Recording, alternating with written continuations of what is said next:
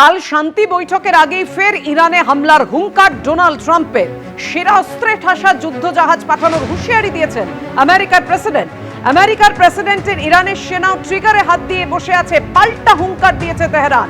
আমরা আমাদের যুদ্ধজাহাজে সেরা অস্ত্র তৈরি করে রাখছি, এমন ধরনের অস্ত্র যা আগে কখনো তৈরি হয়নি। হুঙ্কার দিচ্ছে আমেরিকা বারবার যে চুক্তি চূড়ান্ত না হলে আমরা সেই সব অস্ত্র ব্যবহার করব। কথা বলবো ব্রিগেডিয়ার দেবাশিস দাস আমাদের সঙ্গে রয়েছেন। ব্রিগেডিয়ার দাস, একদিকে শান্তি বৈঠক যার কয়েক ঘন্টা পরেই হতে চলেছে, এর পাশাপাশি হুঙ্কার, দুদিকে একভাবে কি করে এই পরিস্থিতি চলতে পারে? তাহলে কি আরো বড়সড় পরিস্থিতির দিকে এগোচ্ছি আমরা? দেখুন, এইটা আমার মনে হয় আমেরিকা একটা পরিত্রাণ চাইছিল, পাকিস্তানকে ব্যবহার করে তারা একটা গোঁজামিল কোনো রকম ভাবে শুরু করেছে, যেটা একটা তামাশায় পরিণত হচ্ছে। কেন বলছে এই কথা? আজকে এই পাকিস্তানের ডিফেন্স মিনিস্টার খোজা আসিফ তিনি একটি টুইট করেন, তাতে ইহুদিদের ওপর অত্যন্ত ঘৃণা দেখিয়ে তিনি একটি টুইট করেন এবং সঙ্গে সঙ্গে ইসরায়েল থেকে সেই টুইটটার বিরোধিতা করা হয়। এবং তখন পাকিস্তান থেকে শোনা যাচ্ছে আসিম মনির বলেছেন যে মন্ত্রীরা করছে, এগুলো আমাদের কথা না।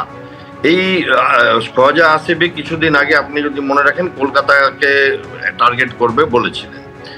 এইবার মজার কথা হচ্ছে, আমেরিকা আসছে এই মিটিংয়ে, সেই মিটিংয়ে আসছে JD Vance, vice president, Steve Witkoff, যিনি এই মিডল ইস্টে দেখেন বা ওয়েস্ট এশিয়া দেখেন, আর জারেদ কুশনার, যিনি ট্রাম্পের জামাইও বটে এবং এই সমস্ত নেগোসিয়েশনে ট্রাম্পের সাথে কাজ করছেন অ্যাডভাইজার হিসাবে।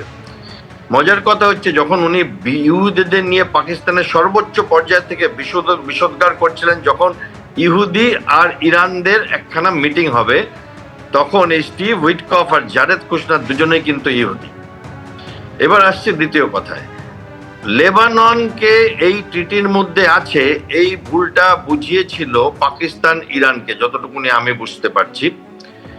আমেরিকা বলছে যে আমাদেরকেও ধোঁকা দিয়েছে পাকিস্তান, কারণ কোনো রকম ভাবে ব্যাড ফেইথ নেগোসিয়েশন করেছে পাকিস্তান, লেবানন এই ট্রিটিতে ছিল না। ইসরায়েল বলছে আমরা লেবাননকে মারতেই থাকি, এই ট্রিটির মধ্যে লেবানন নেই, এবং সেটা তারা করছেও।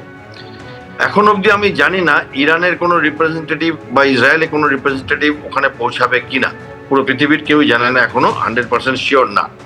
আপনি এবার যে প্রশ্ন করলেন সেটার উত্তরে আসি। আমার মনে হয় দুই পক্ষই একটা ট্যাকটিক্যাল পজ নিয়েছে লড়াই করবার। আমেরিকার ওয়েপেন এবং অ্যামুনিশনের প্রচণ্ড ক্রাইসিস হচ্ছিল, তারা একটা পজ নিচ্ছে, লজিস্টিক পজ, এটা হয় যুদ্ধে। এবং ইরানও শুনতে পাচ্ছি চীনের নাকি বড় বড় জাহাজ ইরানে নামছে কনস্ট্যান্ট, তাদেরকে আবার রসদ জোগানোর জন্য। এবং এখানে একটা চিন্তার ব্যাপার, এবং রাশিয়াও একটা স্টেটমেন্ট দিয়েছে যে জার্মানি পারলে নিউক্লিয়ার ওয়েপেন কয়েকদিনের মধ্যে বানিয়ে ফেলবে। এবং সেইখানে আমার মনে হচ্ছে এই টক্সটা সাকসেসফুল নাও হতে পারে, কারণ যে দেশটি এটাকে নিগোশিয়েট করছে সেই দেশের উপরই সন্দেহের আঙ্গুল আসছে, কারণ তারা সৌদি আরবিয়ার সাথে তো ট্রিটি সাইন করে বসে আছে যে তাদের যুদ্ধ করবে, আর তাদের ডিফেন্স মিনিস্টার ইহুদিদের উপরে বিষোদ্গার করছে। যে কথা বলছেন, অর্থাৎ যুদ্ধ যেন থামতে গিয়েও থামছে না। অবশ্যই আমাদের পরিস্থিতির দিকে নজর থাকবে। ধন্যবাদ আপনাকে।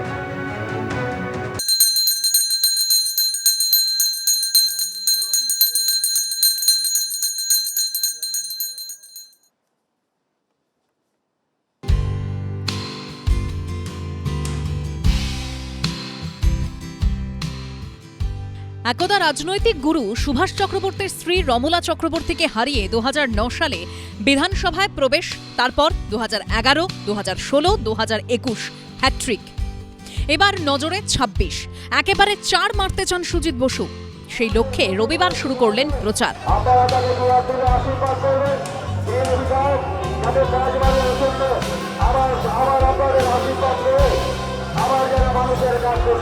একদিকে বিধায়ক ও মন্ত্রী, তার উপর শ্রীভূমির শারদোৎসবের হর্তাকর্তা। পুজোর মতো তাঁর প্রচারেও জাঁকজমক, বাজছে ঢাক, বাজছে গান, উঠছে স্লোগান।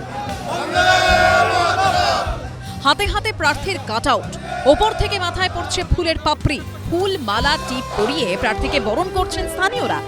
প্রচার মিছিল নাকি বিজয় উৎসব বোঝাই মুশকিল।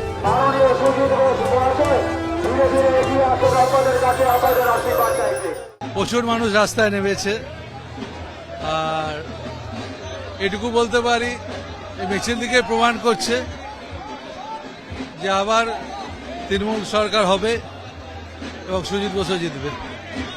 আজকে আপনার যে প্রথম মেগা র্যালি, সেটা তো মোটামুটি একটা বিজয় মিছিলের চেহারা নিয়েছে দেখতে পাচ্ছি, ঢাক গান সবকিছু মিলিয়ে। এমনি হয়, আমাদের শুরুটা এমনি হয়, শেষটা এমনি হয়। প্রথমে ঢাক ঢোল বাজে, যেমন পরেও ঢাক ঢোল বাজে বিজয় উৎসবও হয়। আর সব শিল্পীরাই এসছে, আর সাধারণ মানুষ রাস্তায় আছে সব থেকে বেশি। এবারও তিনি বিধাননগরে তৃণমূলের প্রার্থী। তার প্রতিদ্বন্দ্বী বিজেপির শরৎ দত্ত মুখোপাধ্যায় এবং সিপিএম-এর সৌম্যজিৎ রাহা। টানা 15 বছরের বিধায়ক, এবারও কি সেই ধারা বজায় থাকবে? চেনা মাঠে ফের কি ঘাসফুল ফোটাতে পারবেন লেকটাউনের বাসিন্দা? আশাবাদী তৃণমূল প্রার্থী। গত 3 বারের নির্বাচন, 3 বার 3 দলের আলাদা আলাদা প্রার্থীকে আপনি মুখোমুখি পেয়েছেন। এবছর বিপক্ষ প্রার্থীদের কিভাবে দেখছেন? যে কেউ প্রার্থী হোক না, প্রার্থী তো সবাই হতে পারে, সবাইকারই ইচ্ছে থাকতে পারে। এ নিয়ে আমার কোনো ভাবনা নেই। যেই অপোনেন্ট হোক, যেই হবে, কোনো অসুবিধা নেই। আগামী 29শে এপ্রিল দ্বিতীয় দফায় কলকাতায় ভোট। ফল ঘোষণা 4 মে। সেদিনই মিলবে সব উত্তর। অরিত্রিক ভট্টাচার্যর রিপোর্ট, এবিপি আনন্দ, কলকাতা। এবার একটু পাল্টানো দরকার, যার জন্য বিজেপি সরকার চাই। আদর্শ তাঁর অটল বিহারী বাজপেয়ী, দাপুটে নেত্রী, লড়াকু। টেলিভিশনের স্টুডিওতে বিপক্ষকে যুক্তির জালে ঘায়েল করেন। বালিগঞ্জ কেন্দ্রে এবার বিজেপির ভরসা শতরূপা। বাড়ির সবাই কংগ্রেসী। দক্ষিণপন্থী রাজনীতি করার জন্য পরিবারের সঙ্গে হয়েছিল মতবিরোধ, তারপরেও তিনি থেমে থাকেননি। 2011-এ আমার বিরুদ্ধে লেজেন্ডারি তৃণমূলের মানে কি বলবো বর্ষিয়ান নেতা সুব্রত মুখার্জি, আর এবারও অন্যতম ভদ্র সিনিয়র নেতা শোভনদেব চট্টোপাধ্যায়। সেজন্য লড়াই কোনো মতেই আন্ডার এস্টিমেট করা যায় না, এবং টক্কর তো হবে। কংগ্রেসী পরিবার, মেয়ে হাত ছেড়ে বিজেপি শিবিরে। 1986-তে বিজেপির সদস্য পদ গ্রহণ করেন। 2009 থেকে সক্রিয় রাজনীতিতে। বর্তমানে বিজেপির জাতীয় কমিটির সদস্য। আমার অ্যাকচুয়াল ইন্সপিরেশন হচ্ছেন অটল বিহারী বাজপেয়ী জি। ওনাকে দেখে আমার মনে হয়েছিল দেশের যদি সেবা করতে হয়, এইটাই, this is the process. Vote ময়দানে আনকোরা নন শতরূপা। 2011-তে এই বালিগঞ্জেই ভোটে লড়েছিলেন। সেবার ওই কেন্দ্র থেকে জয়ী হয়েছিলেন সুব্রত মুখোপাধ্যায়, দ্বিতীয় হয়েছিলেন ফুয়াদ হালিম। 5000-এর কিছু বেশি ভোট পেয়ে তৃতীয় হয়েছিলেন বিজেপি শতরূপা। 15 বছর পর লড়াইটা প্রথম হওয়ার। চেনা মাঠ হলেও শক্ত প্রতিপক্ষ। বালিগঞ্জে শতরূপার বিপক্ষে তৃণমূলের প্রার্থী শোভনদেব চট্টোপাধ্যায়। সিপিএম এই কেন্দ্রে প্রার্থী করেছে যাদবপুর বিশ্ববিদ্যালয়ের গবেষক আফরিন বেগমকে। কংগ্রেসের প্রার্থী সোমেন মিত্রর ছেলে রোহন মিত্র। আমি সত্যি সত্যি বালিগঞ্জের মেয়ে, মানুষের কাছে যাব, বলবো বালিগঞ্জে নিজের মেয়েকে বেছে নিন। 2021 বিধানসভা নির্বাচনে এই কেন্দ্র থেকে তৃণমূলের হয়ে জয়ী হন সুব্রত মুখোপাধ্যায়। দ্বিতীয় স্থানে উঠে আসেন বিজেপি প্রার্থী লোকনাথ চট্টোপাধ্যায়।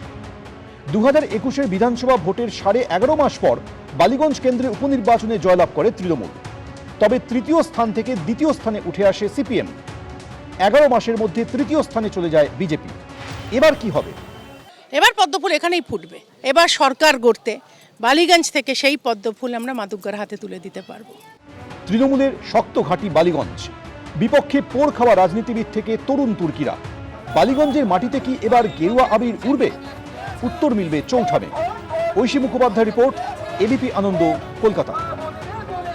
এবিপি আনন্দ, এগিয়ে থাকে, এগিয়ে রাখে।